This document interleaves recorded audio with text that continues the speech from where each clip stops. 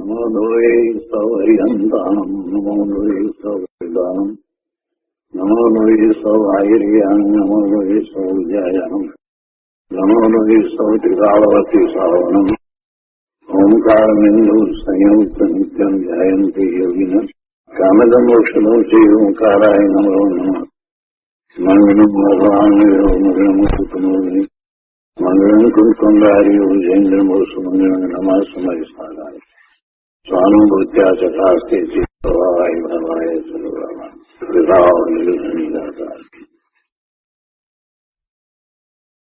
पंचास्तिकाय भगवान कुंकुंदाचार्य रचित पंचास्तिकाय तथा श्री अमृतचंद्राचार्य भगवान रचित पंचास्तिकायनी टीका समय व्याख्या एनो स्वाध्याय चाले छे। एमां आपणे चौथी गाथानो स्वाध्याय लगभग पूरो कर्यो छे। आ गाथा उपर पूज्य गुरुदेव कांजी स्वामीए आपेल प्रवचनना छेल्ला કેટલાક अंशो बाकी छे ते आजे लईए छीए અને તે પછીથી પાંચમી ગાથાનો સ્વાધ્યાય શરૂ કરીએ છીએ। પ્રવચન પ્રસાદ ભાગ પહેલો પાના નંબર 28। અહીંયા છેલ્લા પેરેગ્રાફમાં સંવંત 2477 શ્રાવણ વદ દસમ રવિવાર એ દિવસનું જે પ્રવચન છે એમાં ગુરુદેવ કહે છે કે આ શરીર પૂતગળની કાયા છે, આત્માની કાયા નથી। શરીર પૂતગળની કાયા છે, આત્માની કાયા નથી। અસંખ્ય પ્રદેશો આત્માની કાયા છે એમ જીવ સમજે તો ભેદ જ્ઞાન થાય અને ભ્રાંતિનો નાશ થાય। જીવને કાયા સાથે એકત્વપણું છે અને આ બાહ્યમાં જે શરીર છે એને જીવ પોતાનું માને છે, એટલે અહીંયા આ વાત લીધી છે। એનું પોતાનું એ નથી, પોતાનું એ કાયા નથી। એ કાયત્વ જે કહ્યું છે એ તો અસંખ્ય પ્રદેશ આત્માના છે એની વાત છે, અને આ તો તદ્દન જુદું દ્રવ્ય છે, અને એ દ્રવ્ય પણ સ્કંદરૂપ દ્રવ્ય છે, એટલે એ એની કાયા નથી, એ એનું શરીર નથી। આ જે શરીર છે એ પૂતગળની કાયા છે, એ આત્માની કાયા નથી। એનાથી જુદો પોતે ભિન્ન છે। એણે ક્યારેય એવો વિચાર જ નથી કર્યો કે પોતે આ શરીર વિનાનો હોય। વર્તમાનમાં જે પર્યાય થઈ છે તો એ પર્યાયને અનુરૂપ શરીર છે। જ્યાં સુધી એ શરીરથી પોતે જુદો ભિન્ન છે એવો નિર્ણય નથી કરતો ત્યાં સુધી એ વર્તમાન પર્યાયથી પણ જુદો છે એવો નિર્ણય ક્યાંથી થશે? આ શરીર મનુષ્યનું મળ્યું છે તો મનુષ્યના શરીર સાથે એને એકત્વપણું છે અને મનુષ્યના શરીર રૂપે જ પોતાનું અસ્તિત્વ માને છે। એ શરીર વિનાનો પોતે હોય એવી કલ્પનાય નથી કરતો, તો પછી આ મનુષ્યની પર્યાય એ પોતાનું સ્વરૂપ નથી એવો તો એને વિચારે નહીં આવે। આ શરીર એ તો આ પર્યાયમાં મળ્યું છે, મનુષ્યની પર્યાય છે તો મનુષ્યનું શરીર મળ્યું છે, એ પર્યાય પણ મારી નથી અને શરીર પણ મારું નથી, બેમાંથી કોઈ મારું નથી। હું અસંખ્ય પ્રદેશી છું અને એ પ્રદેશમાં અનંત ગુણ રહ્યા છે અને એ જ મારું સ્વરૂપ છે। અસંખ્ય પ્રદેશો આત્માના છે, એ જ આત્માનું સ્વરૂપ છે, અને એમાં અસંખ્ય પ્રદેશમાં અનંત ગુણ રહ્યા છે અને એ ગુણોનું પરિણમન એ મારો સ્વભાવ છે। એમ જે જીવ સમજે તો એને ભેદ જ્ઞાન થાય, એ બધાથી જુદો પડે અને એને ભ્રાંતિનો નાશ થાય, મિથ્યાત્વનો નાશ થાય અને સમ્યક્ત્વ થાય। આટલું કરવાનું છે। પોતાનું અસ્તિત્વ શરીર સહિત માનીને જીવ બધા કાર્યો કરે છે એવી ભ્રમણામાં રહે છે।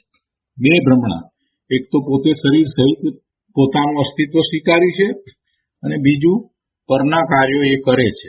આ બે મોટી ભ્રમણામાં જ જીવ આખું જીવન પૂરું કરે છે। આ પર્યાયમાં એમ ને એમ એ સમય ગાળી નાખે છે।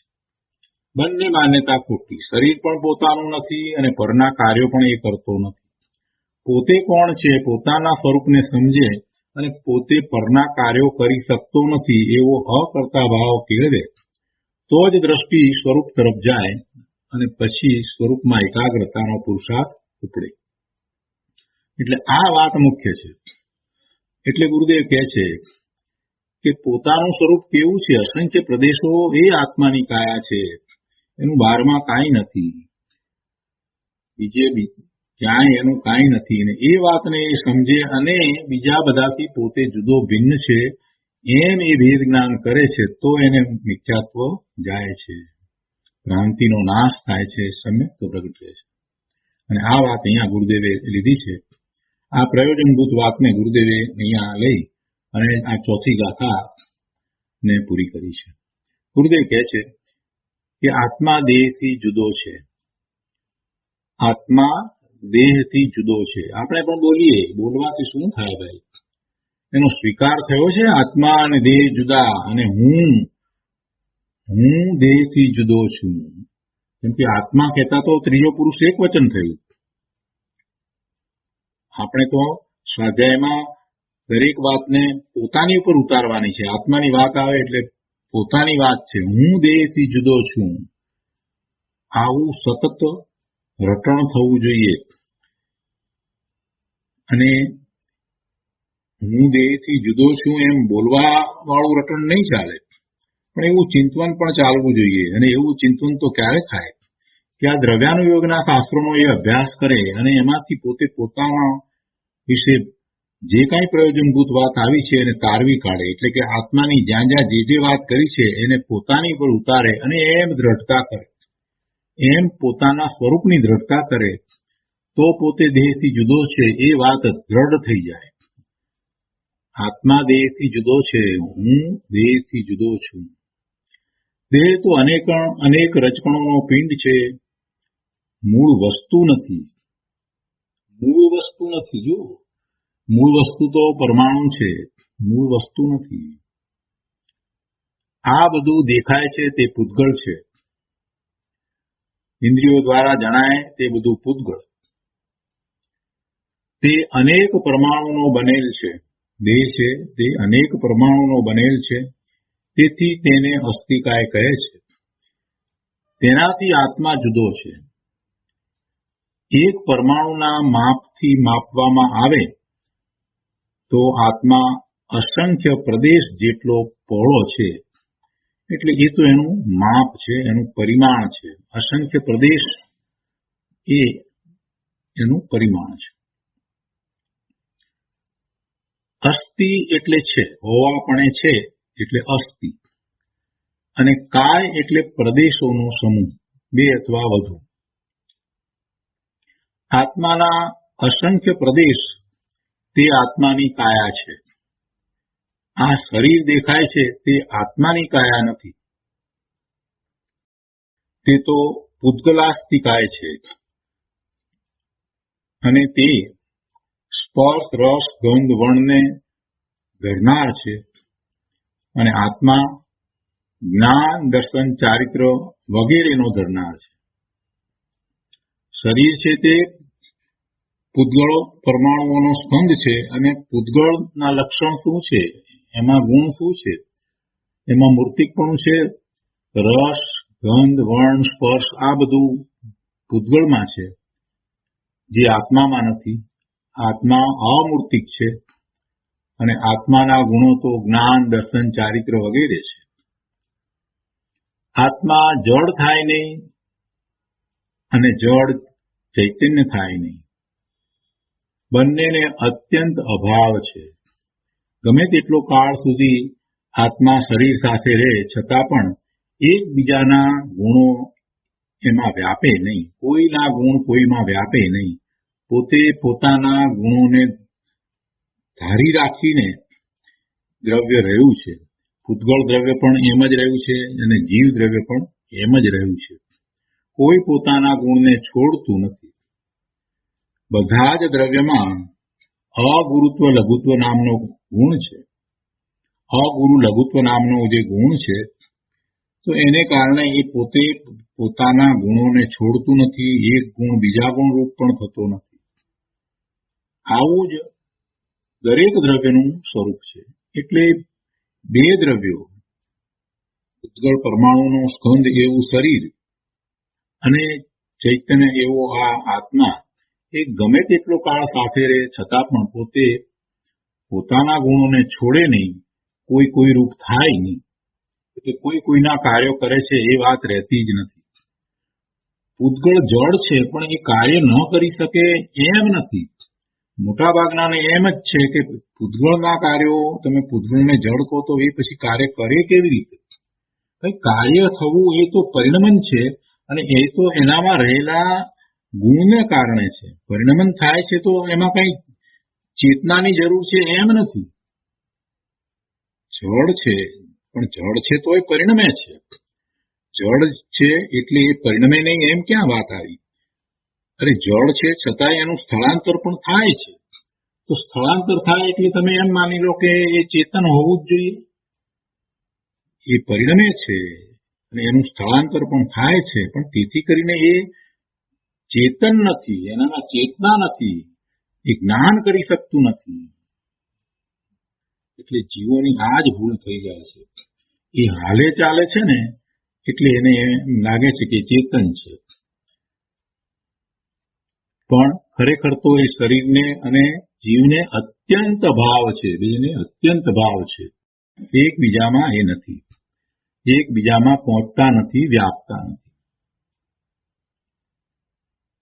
કાળ દ્રવ્ય એક પ્રદેશી છે, તેમાં સ્પર્શ ગુણ નથી, તેથી એ બીજા કાળાણુ સાથે જોડાતો નથી, ભળતો નથી. શક્તિ તથા વ્યક્તિ અપેક્ષાએ કદી પણ સ્કંદરૂપની યોગ્યતા કાળાણુમાં નથી. એ સ્કંદરૂપ થાય એવી યોગ્યતા એનામાં નથી. તેથી કાળ દ્રવ્યને કાયવંત કહેવાતો નથી. એ અસ્થિ છે પણ અસ્થિ કાય નથી, માત્ર અસ્થિ છે. અને બાકીના 5 દ્રવ્યને અસ્થિકાય કહ્યા. દરેક સ્વતંત્ર છે અને પરથી અભાવ રૂપ છે. સ્વતંત્ર છે, પરિણમન પણ સ્વતંત્ર છે અને પરથી અભાવ રૂપ છે. પોતે પોતાથી છે પણ કોઈ પરથી નથી. દરેક દ્રવ્યનું હોવાપણું પોતાના દ્રવ્ય ક્ષેત્રકાળ ભાવથી છે, પણ પરના દ્રવ્ય ક્ષેત્રકાળ ભાવથી નથી. આમ હોવા છતાં શરીરને મારું માનવું તે જ ભ્રાંતિ અને અજ્ઞાન છે. શુદ્ધ ચૈતન્ય સ્વભાવી જીવાસ્તિકાય છું એમ ભૂલી પર જીવ સાથે અને પર ઉદ્ગળ સાથે એકત્વ બુદ્ધિ કરે છે, તે જ સંસાર છે. બીજા જીવ સાથે એકત્વ કરે, આ મારા, એ બધા મારા. ઉદ્ગળ સાથે એકત્વ કરે, આ શરીર એ મારું, એ રૂપે હું. તો કે છે કે એવો જે ભાવ છે એ જ તારો સંસાર છે. સંસાર કઈ વસ્તુ રૂપે છે, પદાર્થો રૂપે છે? ના, સંસાર તારા ભાવ રૂપે છે. તું સ્વભાવ ભાવે ન રહે અને વિભાવ ભાવે થયા કરે તો એ બધા વિભાવ ભાવ રૂપ સંસાર છે. એના વિભાવના ફળ સ્વરૂપે આશ્રવ અને બંધ થાય છે, એટલે કર્મના બંધ પડે છે, એટલે ભવના ભ્રમણ થાય છે, અને ભવના ભ્રમણ થાય છે ફરી પાછા કર્મના ઉદયો આવે છે. એને માત્ર જાણવા વાળો થવાને બદલે એની સાથે જોડાઈ અને ફરી પાછા એવા જ ભાવ કરે છે, પર સાથે એકત્વના, મમત્વના, પરમાં કરતાપણાના. એટલે એવા ભાવે થઈ અને પાછો સંસાર વધારે છે. એટલે સંસાર એનો મટતો નથી, સંસારથી રહિત થતો જ નથી. અને એમ થવામાં એનો પોતાનો દોષ છે. એ સાચી માન્યતા કરતો નથી. દિનેશ્વર ભગવાનની વાણીમાં જે પરમ સત્ય પ્રકાશ્યું છે, જગતનું, જગતના પદાર્થોનું, દ્રવ્યો વિશેનું, એને એ વાંચે છે અને એમ માને છે કે અમને બધું આવડી ગયું, પણ એને એ સ્વીકારતો તો છે નહીં. જો આ પંચાસ્તિકાયને એને સ્વીકાર્યું હોય, 5 અસ્તિકાય દ્રવ્યોને જો એને સ્વીકાર્યા હોય, તો પછી એને 12માં ક્યાંય રુચિ થાય નહીં, રસ પડે નહીં. બહારમાં કોઈ પદાર્થને એ ઈષ્ટ માને નહીં, કોઈને અનિષ્ટ માને નહીં, કોઈ પ્રત્યે રાગ થાય નહીં, કોઈ પ્રત્યે દ્વેષ થાય નહીં. આ પાંચ અસ્તિકાયને જેમ છે તેમ સમજી અને એને એમ જ જો સ્વીકારે તો પછી એનું મિથ્યાત્વ ચાલ્યું જાય અને સમ્યક્ત્વ થાય. આવી વાત છે. પાંચ અસ્તિકાય સ્વતંત્ર છે એમ જીવ સમજે તો ભ્રાંતિ નાશ થાય. બહુ સરસ વાત મૂકી છે. આ રીતે અહીંયા આ ચોથી ગાથા પૂરી થાય છે અને છેલ્લે તો ગુરુદેવે પ્રયોજનભૂત વાત સમજાવી દીધી. પંચાસ્તિકાયનું ફળ તો વારંવાર સમજાવતા રહ્યા છે, પણ આ ગાથાના અનુસંધાનમાં પણ એ વાત સમજાવી દીધી. હવે એના પછી પાંચમી ગાથા છે પંચાસ્તિકાયમાં કુંદાચાર્ય ભગવાનની ગાથા 5.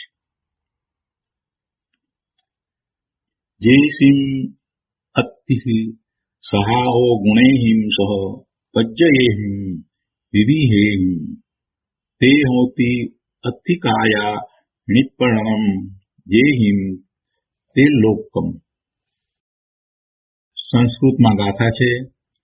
યશામ અસ્તિ સ્વભાવ ગુણૈ સહ પર્યય વિવિધૈ તે ભવંત્ય અસ્તિકાયા નિષ્પન્નમ યૈ ત્રૈલોક્યમ. ગુજરાતીમાં ગાથા છે. વિવિધ ગુણોને પર્યાયો સહ જે અનન્યપણું ધરે તે અસ્તિકાયો જાણવા ત્રૈલોક્ય રચના જે વડે. અન્વયાર્થમાં કહે છે યેષામ એટલે જેમને વિવિધ ગુણૈ પર્યાય એટલે ગુણો અને પર્યાયો. યેષામ વિવિધૈ ગુણૈ પર્યાય એટલે જેમને વિવિધ ગુણો અને પર્યાયો સહ સ્વભાવ સાથે પોતાપણું છે. સ્વભાવ અસ્તિ જેમને વિવિધ ગુણો અને પર્યાયો સાથે પોતાપણું છે. જો પર્યાયો એટલે પ્રવાહ ક્રમના તેમજ વિસ્તાર ક્રમના અંશો. અહીંયા આ જે લખ્યું છે એમાં પહેલા આપણે વિસ્તાર ક્રમના અંશો અને પછી પ્રવાહ ક્રમના અંશો એમ લેવાનું, કેમ કે પહેલા એમને ગુણ લીધા છે ને. એશામ વિવિધૈ ગુણૈ એટલે ગુણ એ વિસ્તાર ક્રમના અંશો છે અને પર્યાય છે તે પ્રવાહ ક્રમના અંશો છે.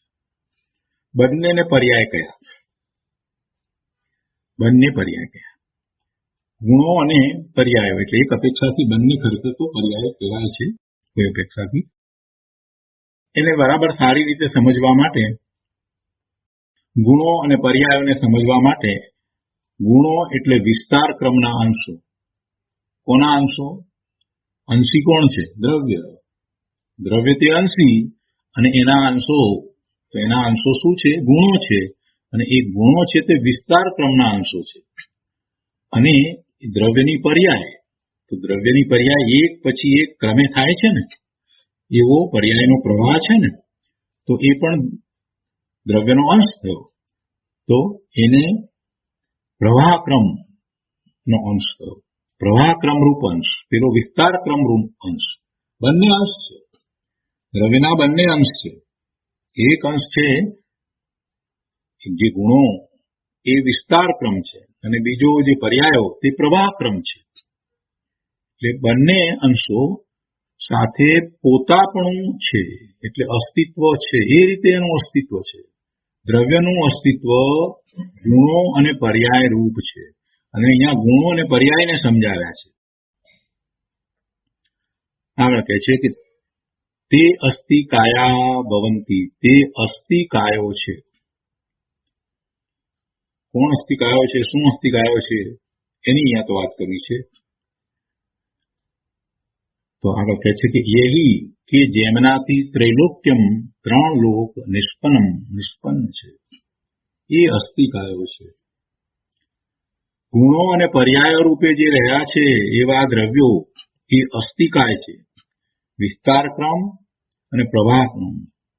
તો તો એ અસ્થિકાયો છે અને એમનાથી આ 3 લોક નિષ્પન્ન છે. એનાથી જ આ 3 લોક બન્યો છે. 3 લોકમાં બીજું શું છે? 3 લોક શું છે? 3 લોક દ્રવ્યોનો સમૂહ છે.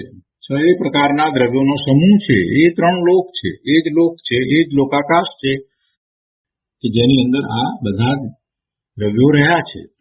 અને બીજું અનંત અલોકાકાશ છે, એટલે જેને લોક કયો, એમાં ઉર્ધ્વ, અધો અને મધ્ય એમ 3 ભાગ પાડીએ છીએ, તો એ 3 લોક.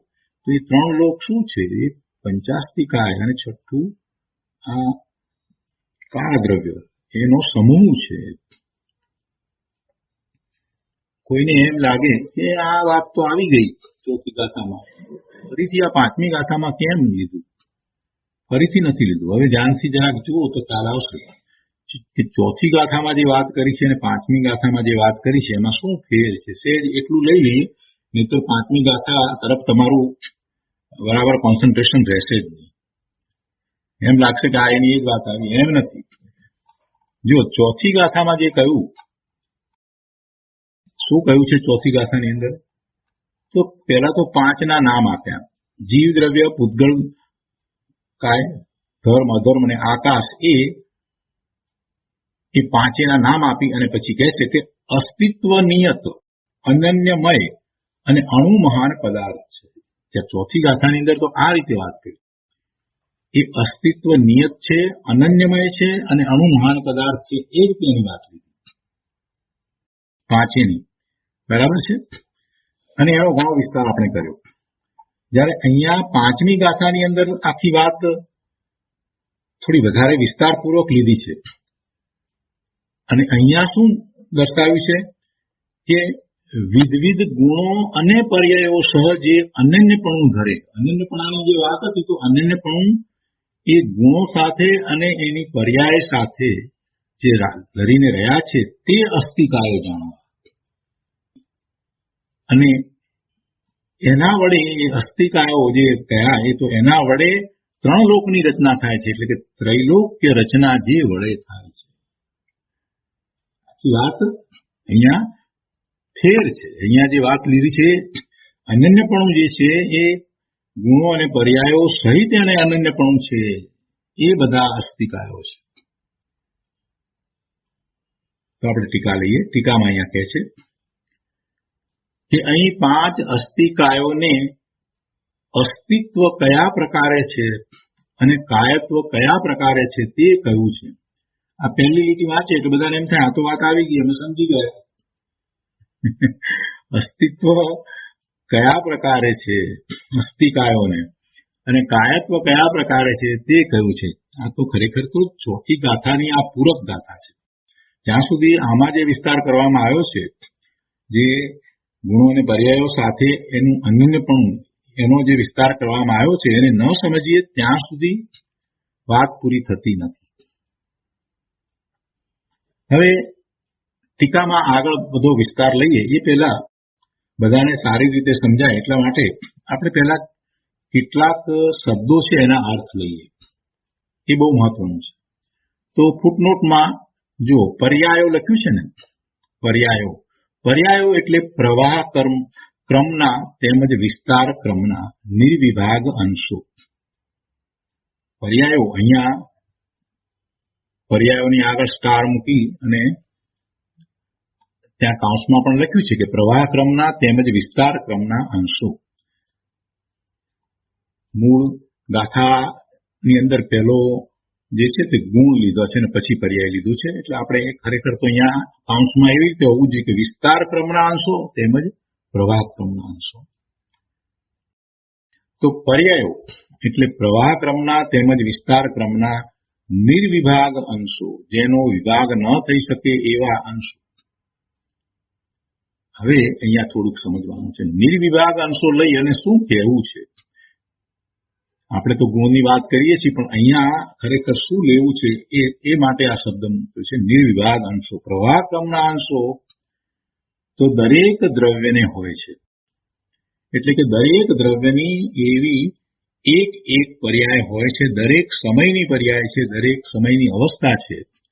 અને એવો પર્યાયનો પ્રવાહ એ દરેક અંશ છે એ એ પર્યાયરૂપ અંશ છે અને એવો આખો પ્રવાહ દ્રવ્યમાં ગર્ભિત છે.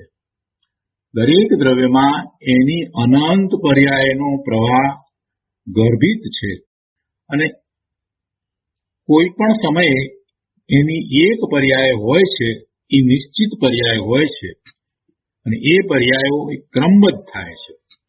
દરેક દ્રવ્યની કોઈ એક પર્યાય છે તે એક સમયની છે, એ પણ નિશ્ચિત સમયની છે અને એના પછી બીજી જે પર્યાય હોય છે તે ક્રમમાં હોય છે, એના પછી એમ ક્રમમાં જ એક પર્યાય હોય છે અને એ પણ નિશ્ચિત જ હોય છે. એટલે આખો એવો પ્રવાહ પર્યાયોનો પ્રવાહ શું કહે છે? પ્રવાહ ક્રમના તેમજ વિસ્તાર ક્રમના નિર્વિભાગ અંશો. પ્રવાહ ક્રમના અંશો તો દરેક દ્રવ્યને હોય છે, પરંતુ વિસ્તાર ક્રમના અંશો અસ્થિકાયને જ હોય છે.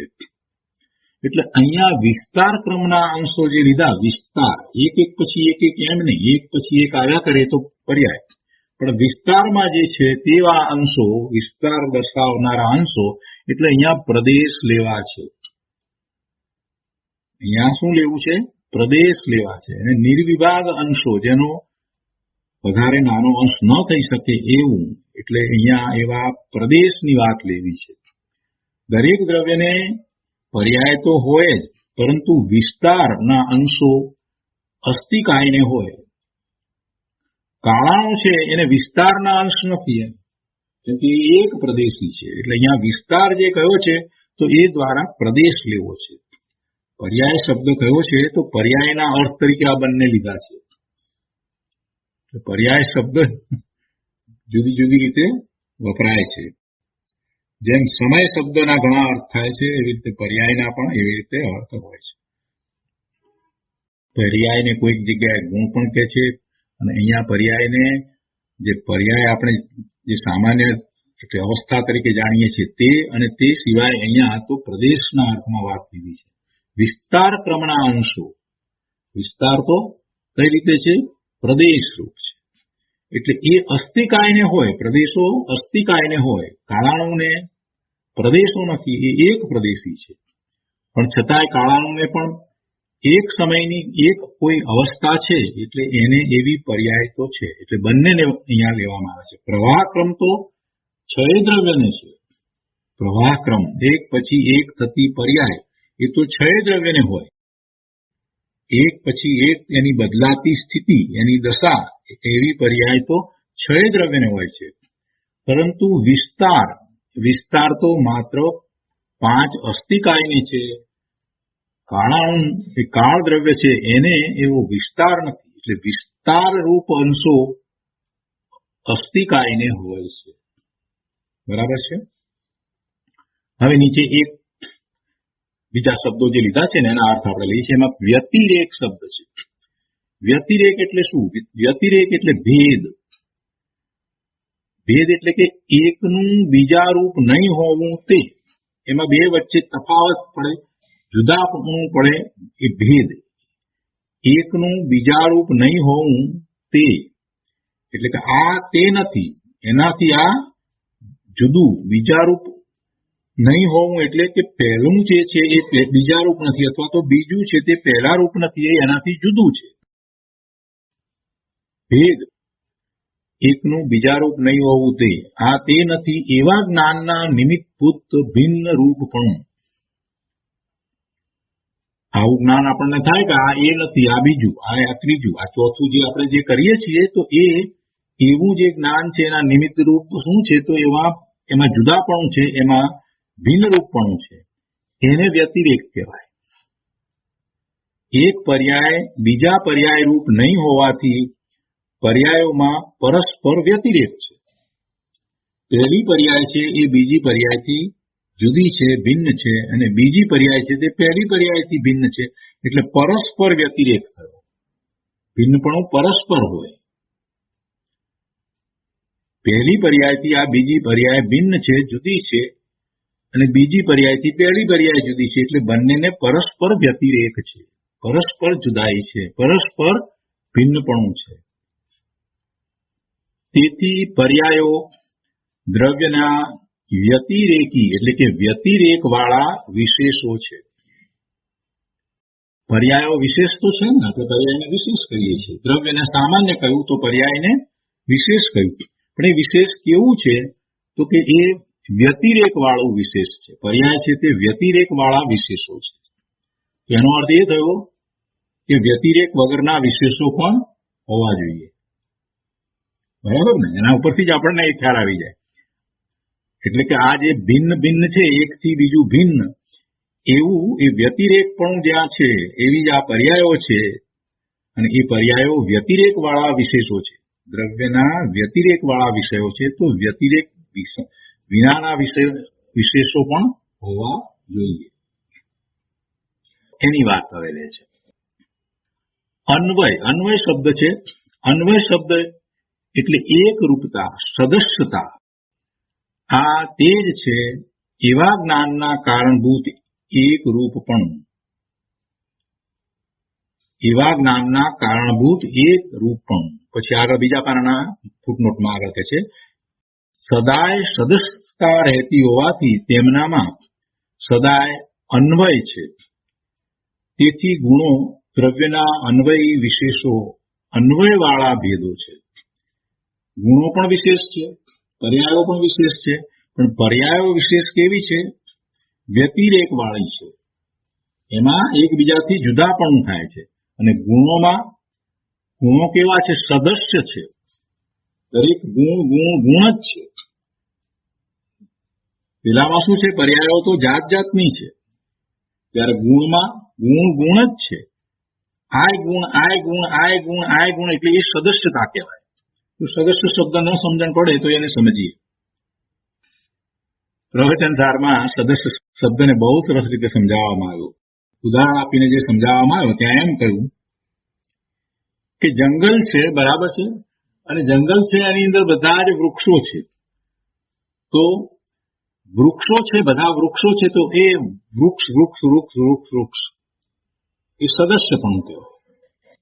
એ સદસ્યપણું કહેવાય છે. તો બધા વૃક્ષ જ ને, એટલે જંગલને વૃક્ષ જે કહ્યું તો બધા વૃક્ષ છે. તે ભલે વૃક્ષો છે તે જુદી જુદી જાતના છે, પણ છે તો વૃક્ષ રૂપે સદસ્યપણું કહ્યું.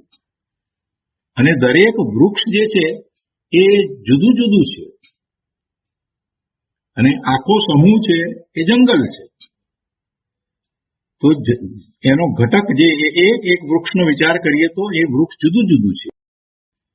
ત્યાં જંગલની અંદર લીમડો પણ છે, અને પીપળો પણ છે, અને વડ પણ છે, અને બાવળ પણ છે. બધા વૃક્ષો છે. વૃક્ષને લઈએ આપણે, બીજા રહેવા દઈએ, આપણે નાના છોડની વાત ના કરીએ તો બધા વૃક્ષ છે. તો વૃક્ષ જે છે તો એ સદસ્ય પણ કહેવાય કે વૃક્ષો છે.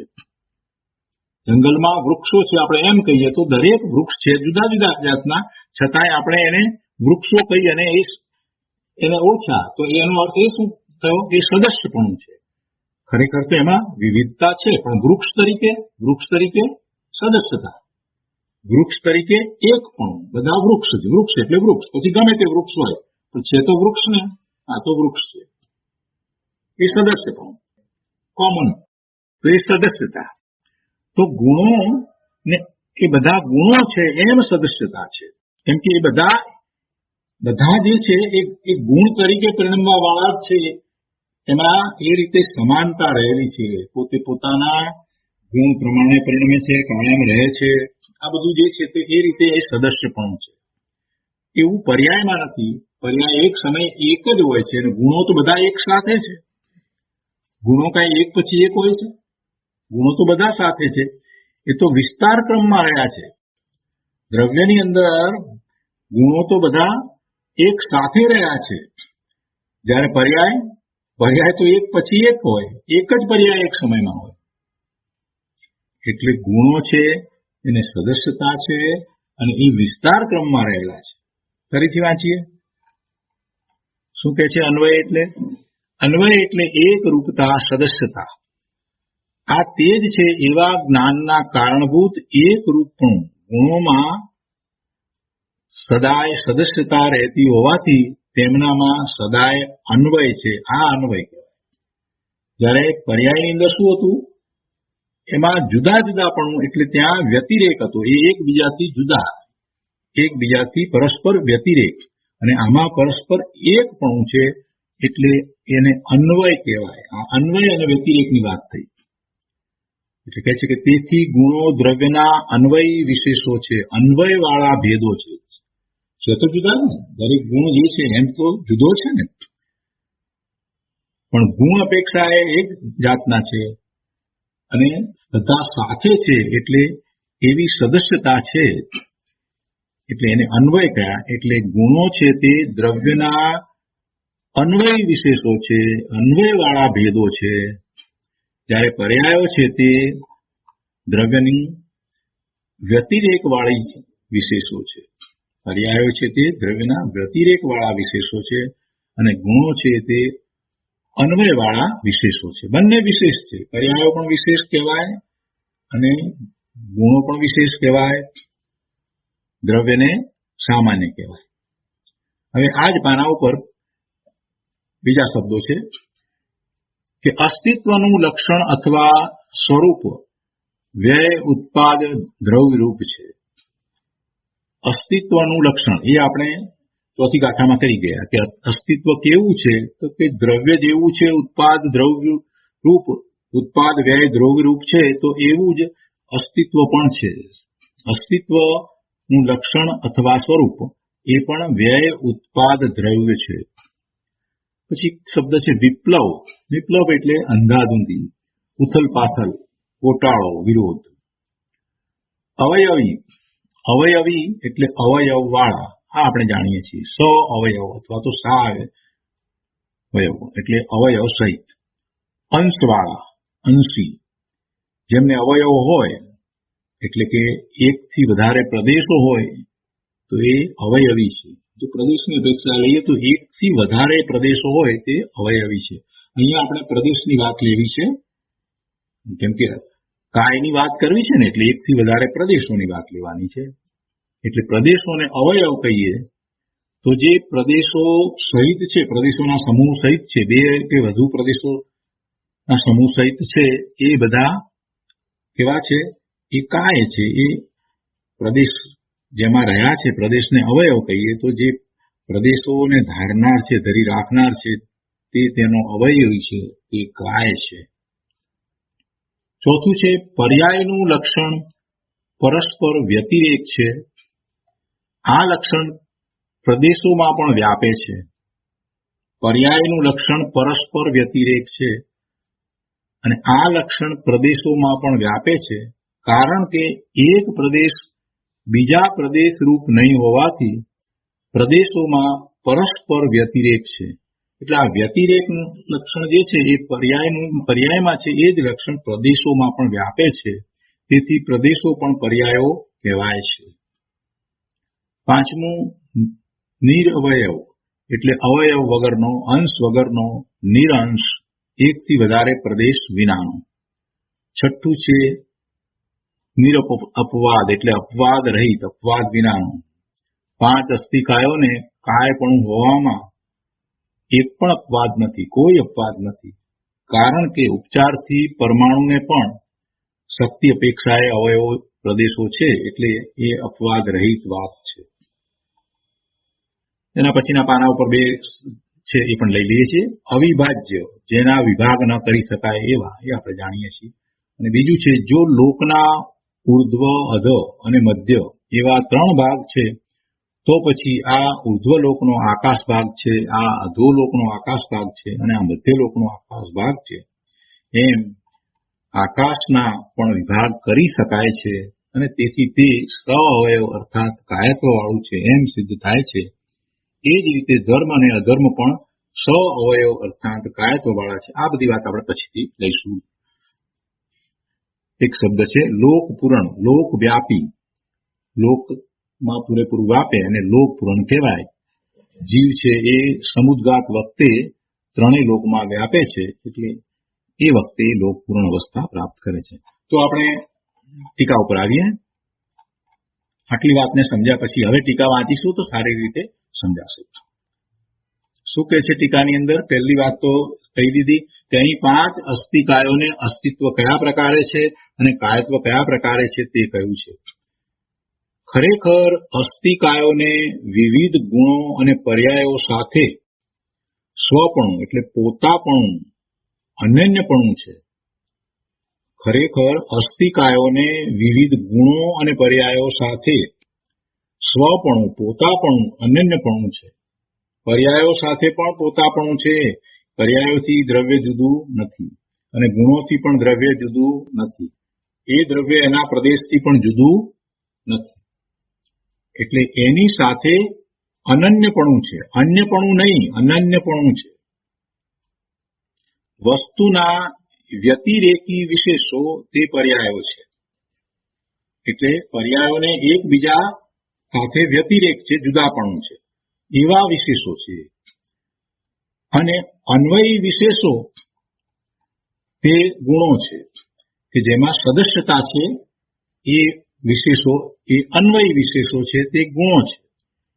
તેથી એક પર્યાયથી પ્રલય પામતી અને બીજી અન્ય પર્યાયથી ઉપજતી અને અન્વયી ગુણથી ધ્રુવ રહેતી એક જ વસ્તુને વ્યય, ઉત્પાદ, દ્રવ્ય લક્ષણ અસ્તિત્વ ઘટે છે જ. આ આપણને ખ્યાલ છે, પણ સરસ રીતે અહીંયા સમજાવ્યું. અને આ સૂક્ષ્મતાને સમજવાની જરૂર છે. શું કહે છે કે એક પર્યાયથી પ્રલય પામતી, એક પર્યાયથી વ્યય પામે છે અને બીજી પર્યાયથી ઉપજે છે. શું ઉપજે છે? શું ઉપજે છે? તો આપણે કહીએ છીએ કે ધ્રુવ તરીકે કાયમ રહે છે દ્રવ્ય. પણ એને અહીંયા સમજાવ્યું કે શું ઉપજે છે. ઉપજે છે એટલે શું ઉપજે છે? તો કે અન્વયી ગુણોથી ધ્રુવ રહેતી એ વસ્તુ, અન્વયી ગુણો સદસ્ય રહેતા એ વિશેષો થી જે એવું ને એવું જ રહે છે, એટલે ધ્રુવ રહે છે, એવી એક જ વસ્તુ, આ એક જ વસ્તુ છે કે જેમાં આવા પર્યાય રૂપે વ્યય છે અને ઉત્પાદ છે અને ગુણો થી એ ધ્રુવ રહે છે. એ વસ્તુને વ્યય, ઉત્પાદ અને દ્રવ્ય લક્ષણથી અસ્તિત્વ હોય છે. એનું અસ્તિત્વ વ્યય, ઉત્પાદ, દ્રવ્ય લક્ષણથી છે. એ અસ્તિત્વમાં વ્યય, ઉત્પાદ, દ્રવ્ય રહેલા છે. એનું અસ્તિત્વ એવું જ છે. દ્રવ્યનું અસ્તિત્વ વ્યય, ઉત્પાદ, દ્રવ્ય રૂપ છે. એનું અસ્તિત્વ કુટસ્થ નથી. અને જો ગુણો અને પર્યાયો સાથે વસ્તુને સર્વથા અન્યત્વ હોય તો અન્ય કોઈ વિનાશ પામે. શું કહે છે? જો ગુણો અને પર્યાયો સાથે વસ્તુને સર્વથા અન્યત્વ હોય એટલે જુદા પણ હોય. ગુણો સાથે જે વસ્તુ કહો કે દ્રવ્ય કહો, જો કોઈ જગ્યાએ વસ્તુ કહીએ, કોઈ જગ્યાએ દ્રવ્ય કહ્યું, આવું શા માટે કહેવામાં આવે છે? વસ્તુત્વ ગુણની મુખ્યતાથી વાત કરીએ તો એને વસ્તુ પણ કહેવાય. દ્રવ્યત્વ ગુણની મુખ્યતાથી વાત કરીએ તો એને દ્રવ્ય પણ કહેવાય. આ તો બહુ શરૂઆતની અંદર જૈન સિદ્ધાંત પ્રશ્નોત્તર માળામાં આવી જાય છે. એનામાં બધા જ દ્રવ્યની અંદર સામાન્ય ગુણ છે. વસ્તુત્વ, અસ્તિત્વ, દ્રવ્યત્વ, પ્રમેયત્વ, આ બધા ગુણો જે છે ને, તો એમાં જયારે વસ્તુ કહ્યું ત્યારે પણ એ જ વાત છે અને દ્રવ્ય કહ્યું ત્યારે એની જ વાત છે. તો શું કહે છે કે જો ગુણો અને પર્યાયો સાથે વસ્તુને, દ્રવ્યને સર્વથા અન્યત્વ હોય, જુદાપણું હોય, ગુણો સાથે જો જુદાપણું હોય અને પર્યાયો સાથે પણ જુદાપણું હોય તો શું થાય? તો અન્ય કોઈ વિનાશ પામે અને અન્ય કોઈ ઉત્પાદ પામે. પ્રાદુર્ભાવ પામે એટલે ઉત્પાદ પામે. વસ્તુ, દ્રવ્ય જે છે એને પર્યાય સાથે જો અન્યત્વ હોય, જુદાપણું હોય, તો જે ઉત્પાદ થયો છે, જે નવી પર્યાયનો ઉત્પાદ થયો છે, તો એ નવી પર્યાયમાં તો દ્રવ્ય રહ્યું છે. નવી પર્યાય તો પર્યાય રૂપે તો દ્રવ્ય ઉપજ્યું છે. એ પર્યાય દ્રવ્યથી જુદી છે? કોણ ઉપજે છે? પર્યાયના ઉત્પાદને વેર ગોખી નાખીને બોલી જઈએ એમ નથી. અહીંયા એ સમજાવ્યું છે. બધાને આવડે છે પર્યાયના ઉત્પાદને વેર. અરે ભાઈ સમજ, પર્યાય શું છે? પર્યાય કોની છે? પર્યાય કોની છે? દ્રવ્યની પર્યાય છે. એટલે પર્યાયમાં શું રહ્યું છે? પર્યાયમાં તો દ્રવ્ય રહ્યું છે. એ દ્રવ્યની પર્યાય છે. પર્યાય એ બદલાયું છે, દ્રવ્યનું ની સ્થિતિ બદલાઈ છે, એટલે એ વાત કરવામાં આવી છે. પણ એ પર્યાય જે છે એ દ્રવ્યથી જુદી નથી. પહેલાની પર્યાય હતી એ પણ એ દ્રવ્યથી જુદી ન હતી. આ નવી પર્યાય ઉત્પન્ન થઈ તે પણ દ્રવ્યથી જુદી નથી. એટલે એ દ્રવ્ય જ પર્યાય રૂપે પરિણમ્યું છે. જો એ પર્યાયને દ્રવ્યથી જુદી માનવામાં આવે તો પછી કોનો ઉત્પાદ થાય અને કોનો વ્યય થાય? કઈ વાત જ ન રહે. જે ઉત્પન્ન થાય છે એટલે કે ઉત્પન્ન એટલે નવું ઉત્પન્ન નહીં, ઉપજે છે. જે ઉપજે છે નવી અવસ્થા રૂપે જે ઉપજે છે એ જ પૂર્વની અવસ્થા રૂપે હતું. પહેલાની અવસ્થા રૂપે પણ એ જ દ્રવ્ય હતું. એટલે એ પહેલાની પર્યાય સાથે પણ એને અન્યત્વપણું ન હતું, એની સાથે પણ અનન્યપણું હતું, જુદાપણું ન હતું. કોને? દ્રવ્યને. દ્રવ્યને પહેલાની પર્યાય સાથે પણ જુદાપણું ન હતું, અન્યપણું ન હતું. એની સાથે એને એકપણું જ હતું, અનન્યપણું હતું. અને એ જ દ્રવ્ય બીજી પર્યાય રૂપે ઉપજ્યું છે એટલે બીજી પર્યાય સાથે પણ એને અનન્યપણું છે, અન્યપણું નથી, જુદાપણું નથી. જેટલી પર્યાય રૂપે દ્રવ્ય ઉપજે છે તો એ પર્યાયો સાથે એ દ્રવ્યને શું છે? એકપણું જ છે. કોઈને થાય કે રમેશભાઈ આટલું બધું સમજીને શું કામ છે? અરે આમાં તો મોટું અધ્યાત્મ ભરેલું છે. આટલી વાત સમજાઈ જાય તો સમ્યક દર્શન થાય. જો વાત એ કરી લઈએ, અત્યારે વાત આવી છે તો એક પર્યાય સાથે દ્રવ્યને જુદાપણું નથી, એની સાથે એને અનન્યપણું છે, જુદાપણું નથી. અને એ જ દ્રવ્ય એની પર્યાય બદલાય તો બીજી પર્યાય સાથે રહ્યું છે ત્યારે પણ એને અનન્યપણું છે. એટલે બીજી પર્યાયમાં પણ એ જ દ્રવ્ય છે. ત્રીજી પર્યાય થઈ બદલાઈને ત્યારે પણ એ જ દ્રવ્ય એ પર્યાય સાથે રહ્યું છે, એની સાથે એને એકપણું છે, અન્યપણું નથી. તો વિચાર કરો કે ગમે તેટલી પર્યાય બદલાય તો પણ દરેક પર્યાય સાથે દ્રવ્યને અનન્યપણું જ હોય. દ્રવ્ય જુદું હોય જ નહીં. એનો અર્થ એ થયો કે આ જીવની ગમે તેટલી પર્યાય બદલાય છતાં પણ એ જીવ રૂપે જ ઉપજે. એ જીવ તરીકે જ રહ્યો છે. એ જીવ કાંઈ બીજી રીતે નથી થઈ ગયો. દ્રવ્ય રૂપે તો જીવ દ્રવ્ય એવું ને એવું જ રહ્યું છે. એના જે ગુણોથી ધ્રુવ રહ્યું છે. ઉપરની વાત આવી ને કે અન્યવી ગુણોથી ધ્રુવ રહેતી એક જ ચીજ વસ્તુને આવું વ્યય ઉત્પાદ દ્રવ્ય લક્ષણ અસ્તિત્વ હોય છે. તો ગુણોથી એ દ્રવ્ય એવું ને એવું જ સતત આ પર્યાયના પ્રવાહમાં રહેલું છે. હવે આ વાતને કોઈ પણ બહારમાં બીજા પૂતગલ દ્રવ્ય સાથે ઉતારીએ તો આપણને એમ ખ્યાલ આવે છે કે આપણે નકામાના એમાં ઘેલા થઈ રહ્યા છીએ. જે પૂતગળ પરમાણુ જે છે તે પોતે પોતાના ગુણ સહિત એની બધી જ પર્યાયોમાં રહેલો છે. પર્યાયો બદલાય છે એટલે આપણે એમાં અપસેટ થઈ જઈએ છીએ. પદાર્થોની પર્યાયો બદલાય છે. એક વાસણ છે તે ફૂટી ગયું. અરે ભાઈ, એ પર્યાય બદલાય છે, એની અંદર પરમાણુઓ એવા ને એવા એ જ રીતે એના ગુણો સહિત જે છે તે જ રહ્યા છે. જગતમાં જે બદલાઈ રહ્યું છે એ તો પર્યાય બદલાઈ રહી છે, પણ એ બધી પર્યાયોમાં દ્રવ્ય એનું એ જ રહ્યું છે. દ્રવ્ય એનું એ જ છે તો પછી દ્રવ્ય તો બદલાયું જ નથી. તો પર્યાય બદલવું તો થયા જ કરે છે, અનંત પર્યાય થયા કરે છે. તો હવે આમાં આપણે શું કરવાનું? અમારે તો એમાં કાંઈ કરવા પણ રહેતું જ નથી પ્રભુ. એવું પલટવું થાય છે. એમાં હું શા માટે રાગી થાઉં કે દ્વેષી થાઉં? હું શા માટે એમાં આશ્ચર્ય પામું? મારે એ સાથે શું સંબંધ છે? અને મારું દ્રવ્ય એવું ને એવું જ રહે છે. કોઈ પણ પર્યાયમાં ગયો ભૂતકાળમાં તો પણ મારું દ્રવ્ય તો ત્રિકાળ એવું ને એવું જ રહે છે. આ બે વાત મળી જાય છે એટલે જીવની દ્રષ્ટિ ક્યાં જાય છે?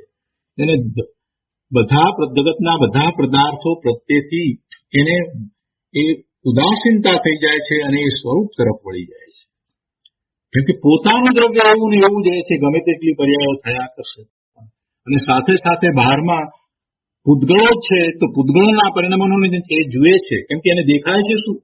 બીજા 4 દ્રવ્યો તો કાંઈ એને દેખાતા નથી ઇન્દ્રિય દ્વારા. એટલે મતિશ્રુતમાં એ જે બધા દ્રવ્યોને જુએ છે, જાણે છે મતિશ્રુત જ્ઞાનમાં, તો એ બધામાં તો એનું એ જ દ્રવ્ય પરિણમી રહ્યું છે. અને આ વિચારો એમાં મૂંઝાઈ જાય છે. એની વિવિધતામાં, પર્યાયોની વિવિધતામાં એ રાચી રહે છે, એમાં રાગ કરે છે અથવા તો દ્વેષ કરે છે કે આનું આમ કેમ થયું, આમ થયું હોત તો સારું હતું, તેમ કેમ ન થયું. એ બધું પૂતગળ છે, એના પરિણામ થઈ રહ્યા છે, જે થવાના હતા તે જ થઈ રહ્યા છે.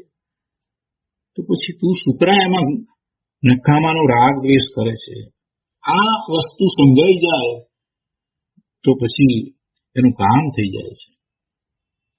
શું કહે છે અહીંયા? ફરીથી લઈએ અહીંયા આ પેરેગ્રાફમાં ઉપરની લીટીથી કે તેથી એક પર્યાયથી પ્રલય પામતી, વ્યય પામતી અને અન્ય પર્યાયથી ઉપજતી અને અન્વય ગુણોથી ધ્રુવ રહેતી એક જ વસ્તુને વ્યય, ઉત્પાદ, દ્રવ્ય, લક્ષણ, અસ્તિત્વ ઘટે છે, એટલે કે હોય છે.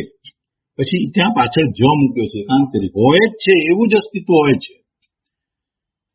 અને જો ગુણો અને પર્યાયો સાથે વસ્તુને, એ દ્રવ્યને સર્વથા અન્યત્વ હોય તો અન્ય કોઈ વિનાશ પામે અને અન્ય કોઈ પ્રાદુર્ભાવ એટલે ઉત્પાદ પામે.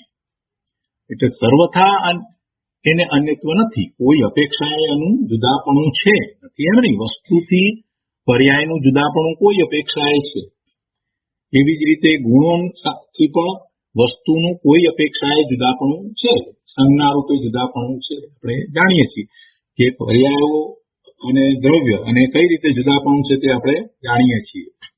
એવી જ રીતે દ્રવ્ય અને ગુણની કઈ રીતે જુદાપણું છે તે પણ આપણે જાણીએ છીએ. પણ સર્વથા જુદાપણું નથી.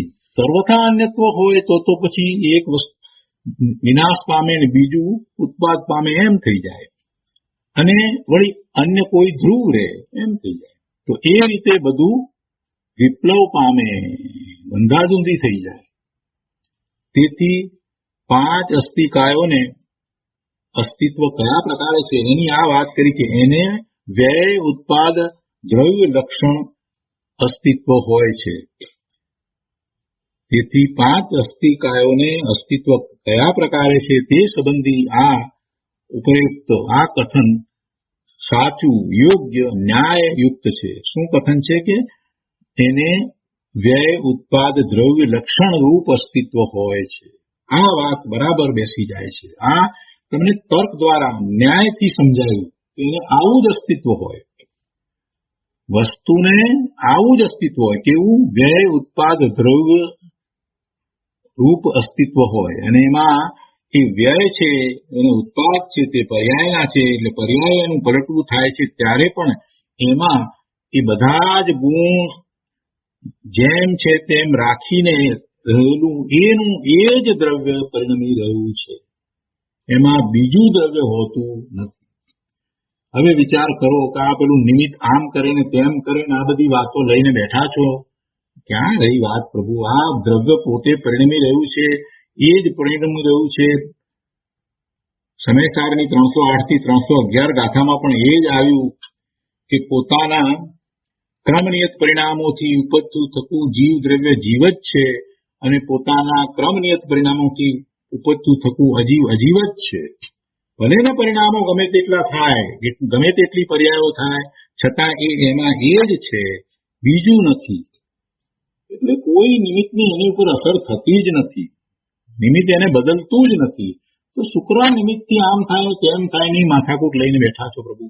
કેમ કે એવી જ્યાં સુધી દ્રષ્ટિ રહેશે ત્યાં સુધી જીવ પોતે સ્વરૂપ તરફ નહીં વળે. નિમિત્ત આમ કરે છે એટલે કરતા પણ ક્યાંક પણ સિદ્ધ કરવા જશો તો બહુ મોટી મુશ્કેલી થશે. જગતના બધા જ દ્રવ્યોના પરિણમન સ્વયં સંચાલિત છે. આ વાતને સ્વીકારી લો પ્રભુ, અને આ સ્વીકાર કરતા મોટી શાંતિ થઈ જાય છે. બધા જ સમાધાનો પ્રાપ્ત થઈ જાય છે અને દ્રષ્ટિ સ્વરૂપ તરફ વળી જાય છે. કેટલી અદભુત વાત છે. પંચાશીકાયમાં કેટલી સરસ વાત મૂકી દીધી છે અને ગુરુદેવ તો એના ઉપર એટલું બધું સરસ રીતે પ્રયોજનભૂત વાત સમજાવશે. એટલે તો આને પરમ આગમ કહ્યું છે. આ કથન સાચું છે, યોગ્ય છે, ન્યાયયુક્ત છે. હવે તેમને કાયત્વ કયા પ્રકારે છે તે ઉપદેશવામાં આવે છે. હવે એની વાત કહે છે, જીવ, પૂતગળ, ધર્મ, અધર્મ અને આકાશ એ પદાર્થો અવયવી છે. અવયવીની વ્યાખ્યા આપણે પહેલા શબ્દોમાં કરી લીધી, બરાબર. એને અવયવો છે. પ્રદેશો નામના તેમના જે અવયવો છે તેઓ પણ પરસ્પર વ્યતિરેક વાળા હોવાથી પર્યાયો કહેવાય છે.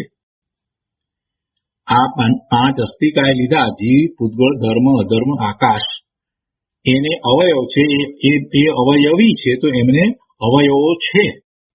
એમને અવયવો છે અને એ અવયવો વિશે કહે છે કે તેમના જે અવયવો છે તેઓ પણ પરસ્પર વ્યતિરેક વાળા છે. એટલે જુદા જુદા પરસ્પર વ્યતિરેક છે, એકબીજાથી જુદા છે, એટલે એને પર્યાયો કહેવાય છે. તેમની સાથે તે 5 પદાર્થોને અનન્યપણું હોવાથી કાયત્વ સિદ્ધિ ઘટે છે.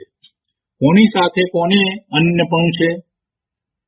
દ્રવ્યને આ પ્રદેશો સાથે, આ અવયવો સાથે અનન્યપણું છે. એ અવયવ કયા ને, એટલે એના અવયવો છે ને, તે બધા અવયવો સાથે આ દ્રવ્યને, આ વસ્તુને, એને અનન્યપણું છે. એક પ્રદેશ સાથે અને અનન્યપણું હોય અને બીજા પ્રદેશ સાથે જુદાપણું હોય, અન્યપણું હોય, તો શું થાય? કાયત્વ સિદ્ધ થાય જ નહીં. તો બહુ પ્રદેશીપણું રહેતું નથી. એટલે જેટલા પ્રદેશ છે બધા પ્રદેશ સાથે પદાર્થને, આ વસ્તુને, આ દ્રવ્યને અનન્યપણું છે અને એમ અનન્યપણું છે માટે એનું કાયત્વ સિદ્ધ થાય છે. એટલે કાયત્વ હોય. પરમાણુ વ્યક્તિ અપેક્ષાએ નિરઅવયવ હોવા છતાં, એને અવયવ નથી, વ્યક્તિ એક પરમાણુ છે, એટલે એ રીતે નિરઅવયવ હોવા છતાં તેને સઅવયવપણાની શક્તિનો સદભાવ હોવાથી, એટલે કે એનામાં બીજા પરમાણુ સાથે જોડાઈ અને થવાની શક્તિ છે, એટલા માટે એને પણ કાયત્વ સિદ્ધ થાય છે. અને એ કાયત્વ અપવાદ વિનાનું નિરપવાદ છે. પરમાણુ અવયવ વિનાનો નિરઅવયવ છે, છતાં તેને સઅવયવપણાની શક્તિનો સદભાવ હોવાથી, એટલે એક અવયવ બીજા અવયવ સાથે ભેગો રહે, તો એમ હોવાથી કાયત્વ સિદ્ધિ અપવાદ વિના છે, નિરપવાદ છે. અને ત્યાં એવી આશંકા કરવી યોગ્ય નથી કે પૂતગળ સિવાયના પદાર્થો અમૂર્તપણાને લીધે અવિભાજ્ય હોવાથી તેમના સઅવયવપણાની કલ્પના ન્યાય વિરુદ્ધ ગેરવાજબી છે. આવી કલ્પના કરવી નહીં, એવી આશંકા કરવી નહીં. તો આ સંબંધીનો વિસ્તાર આપણે આવતી વખતે લઈશું. આજનો સ્વાધ્યાય અહીંયા સુધી રાખીએ છીએ. હવે આજના સ્વાધ્યાય સંબંધી પ્રભુ આપના પ્રતિભાવ કે પ્રશ્નો હોય તો લઈએ.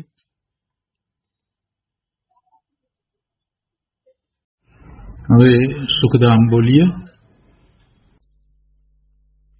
સુખધામ અનંત સુસંત ચરી દિન રાત રહે તદ જ્ઞાનમયી પ્રકાંતિ અનંત સુધામય છે પ્રણમો પદતે વરતે જયતે